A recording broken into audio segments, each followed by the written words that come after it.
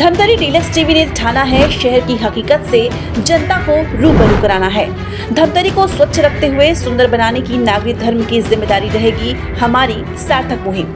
पारदर्शीपूर्ण, जनहितकारी, भ्रष्टाचार से मुक्त प्रशासनिक व्यवस्था जनमानस को उपलब्ध कराने अपनी भागीदारी सुनिश्चित कराने धमतरी डीलक्स टीवी समाचार रहेगा सदैव प्रतिबद्ध।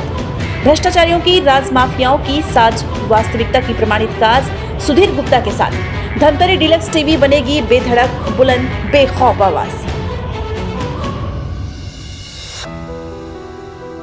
खरेंगा रोड स्थित अमेठी कलारतराई के बीच महानदी किनारे किसी अज्ञात व्यक्ति द्वारा बायोमेडिकल वेस्ट खुले में फेंक दिया है, जिससे अस्पताल की लोशन, सिरप जैसे दवाई, इंजेक्शन, पीपीई किट के साथ ही काफी दवाइयां किसी अज्ञात व्यक्ति द्वारा फेंका गया है, जिस पर खाद्य औषधि विभाग के अधिकारी ने जांच कर उचित कार्रवाई की बात भी कही है।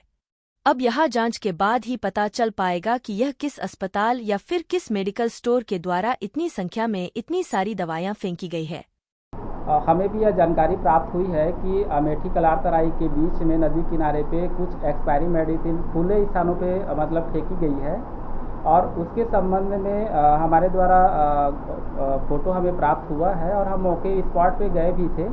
और स्पॉट पे जब हम वहाँ पे पहुँचे हैं तो कुछ बॉटल के छोड़ बाकी वहाँ से मतलब हटा लिया गया था। वहाँ पे और कोई दवाई नहीं मिली और जो एक दवाई गल्फाड्रिल कफ सिरप का वहाँ पे प्राप्त हुई, उसका बेच नंबर हमें प्राप्त हो गया है और उस बेच नंबर के आधार पे हम यह ट्रेस करेंगे कि वो पर्टिकुलर किस मेडिकल एजेंसी के द्वारा मंगाया गया है या किस हॉस्पिटल या किस नर्सिंग होम या किसके द्वारा ऐसा कृत्य किया गया है।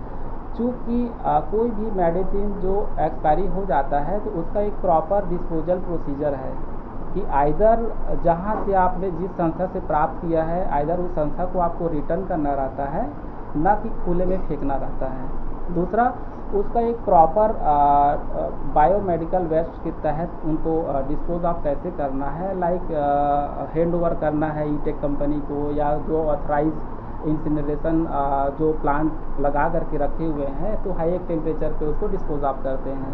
तो ऐसे खुले में फेंकना मतलब बहुत ही खेद का विषय है। क्योंकि हमारे जो बेजुबान जानवर है, मवेशी है, उनको ये नहीं पता है कि वह खाने योग्य है अथवा नहीं और ऐसे में उनके जो स्वास्थ्य पे बहुत ही खतरनाक प्रभाव पड़ने की संभावना से इनकार नहीं किया जा सकता। तो हम इसको इन्वेस्टिगेशन जांच कर रहे हैं और जैसे ही हमें पता चलेगा कि ये किस फर्म के द्वारा, किस संस्था के द्वारा ऐसा कार्य किया गया है, उसको हम नोटिस देंगे और नोटिस के बाद जो है उसके ऊपर सख्त कार्रवाई की जाएगी। सर, जैसे कफ सिरप मीठे होते हैं और कोई बच्चे गुजर रहे होते हैं तो क्या इनको पीने से उनकी मौत भी हो सकती है? ये एक चिकित्सक ही बता पाएंगे कि किसी भी जो आफ्टर एक्सपायरी या फिर कफ सिरप है जो किसी बच्चे के द्वारा यदि उनका सेवन कर लिया जाता है तो उसके स्वास्थ्य पे कितना घातक प्रभाव पड़ सकता है, ये एक जो रजिस्टर्ड मेडिकल प्रैक्टिशनर है वो बहुत अच्छे से बता पाएंगे। अभी तक सर आपके संज्ञान में आए कौन से मेडिकल या कौन से नर्सिंग होम या क्लिनिक के द्वारा? नहीं, अभी तो हमें केवल कंपनी का नाम पता चला है कि ये गल्फा लैब्स का प्रोडक्ट है जो खुले स्थान पे पाई गई है। आगे हम जांच की कार्रवाई कर रहे हैं, जैसे हमें पता चलता है हम अवगत कराएंगे। सर, इसमें उचित कार्रवाई क्या हो? देखिए, ये कार्रवाई ये हो सकती है कि हम ये जानेंगे कि अगर वो रूल्स का वायलेशन हो रहा है, एक्ट का वायलेशन हो रहा है, किस नियम अधिनियम का वायलेशन हो रहा है, उसके अकॉर्डिंगली नियमानुसार कार्रवाई की जाएगी। रोजाना धमतरी जिले की छोटी बड़ी खबरें पाने के लिए धमतरी डीलक्स टीवी समाचार के साथ जुड़े रहें।